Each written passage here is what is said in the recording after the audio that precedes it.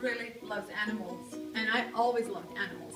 But in recent weeks, I have to declare war on squirrels and gophers.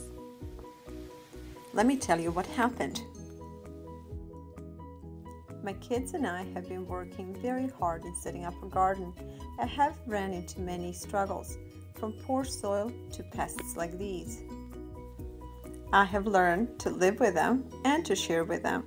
Like grasshoppers, I will simply remove from a garden, and with bunnies, we share. They eat some and then leave some for us. I really consider myself to be very tolerant when it comes to animals. Even the snake, like this, is allowed to live under my doorstep. I believe that with little tolerance, there's enough space for us and for animals in our area. I even tried being tolerant with gophers, but in recent weeks they have completely taken over our garden, destroying our spring crop. So now that we have to reseed the entire garden again, I realized I had to do something. It was either gophers get to eat a healthy food or my kids do. New seedlings were planted, and now that they are ready for replanting, I have to make sure that our garden is no longer gopher infested, or all this hard work will be pointless. These are the steps of how to set up a Victor gopher trap. So you see this part here, it's movable. This part needs to end up down under this part here. So using my thumb, I'm gonna press hard, open up, see these wires will open up, and then I'm going to slowly slide this part of the trap under. The whole time I'm using my thumbs to hold this in place until you put this part over these wires, and this part will secure the wires. So the idea here is that a gopher will go this way, and as it passes this way, it will hit this portion and the trap will activate. Here's once again, you press it with your thumb, okay? You hold it with the other hand, this, till you line your fingers.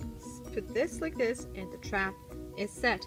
As I mentioned earlier, this is extremely dangerous, and so if you're teaching your kids how to set up traps, please do it with supervision. You should give them an idea how it's done, but they should never do this without you. And now the next step is to set two identical traps in the same tunnel. That's the one way to do it. I usually just set one trap in one tunnel, usually the tunnel from which they are either going in or coming out. But this is the ideal situation. So you can have the traps catch a gopher if it's coming from this way or from that way. So this is the one way to do it. And as you see, I have these ropes on both of them. And the reason why I have ropes is because sometimes the gopher will be caught and it will drag the trap so deep in that you won't be able to retrieve it. So these ropes help, and I often will have a little stick and I will tie a rope to a stick just to make sure that the trap doesn't go too far. And this way, and this also helps me to get the traps out. Now the hooks will open up and you're just going to push them in as deep as you can. And what I have done before setting the hook, I have used this little shovel to kind of make the opening bigger so the hooks inside will have enough space to close. Marco is trying to catch this one. Earlier, use the shovel to make the opening larger. This way the trap will have enough space to work.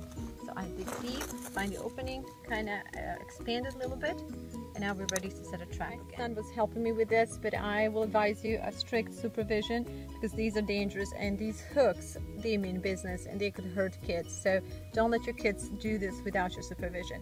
This one is ready. I'm going to set it in a hole and just wait. So let's see, we might have another one.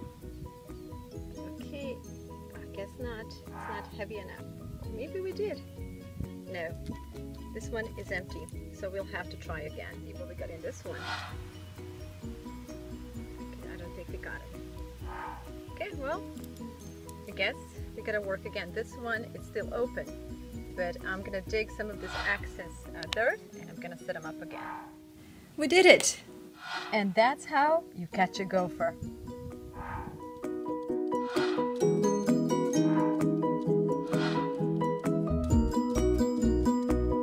Catch a gopher.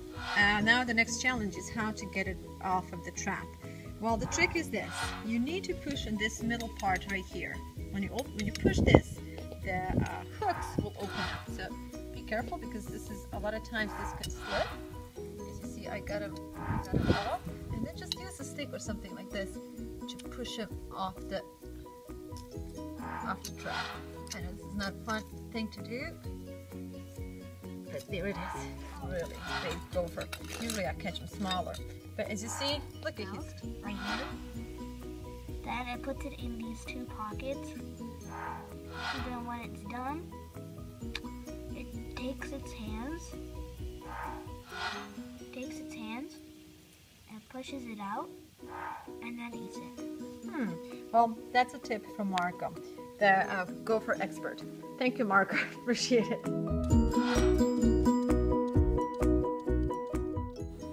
I've been told the best way to dispose of a gopher was to bury it right back in its hole. This was supposed to be a warning to others to stay away. I guess the stench of decomposing animal should keep them away. Thank you for watching, and I hope that this little tip will help you keep your garden and your yard safe.